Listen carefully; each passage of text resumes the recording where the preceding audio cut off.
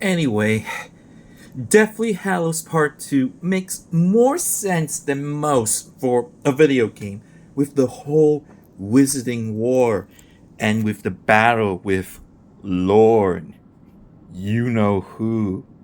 Because of that, though, the wands are even more like guns than any before. Individually, these spells are now slightly more useful, so you'll find yourself saying stupefy slightly less, though you still do a lot.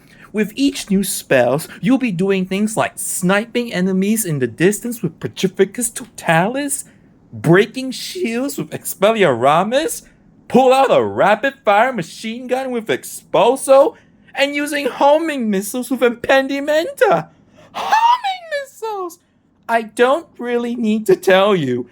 This is not at all how the spells work in many of the books or the movies. And also, seriously, wow!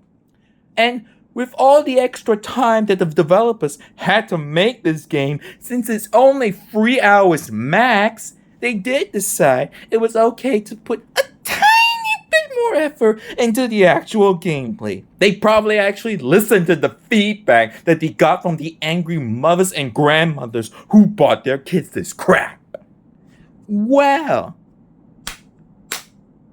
good for you. That's what you're supposed to do. It's now easier to switch spells as they're mapped to buttons to each double weapons, to tap double times to change to the next spell. The AI actually seems smarter, not standing out in the open like a moron.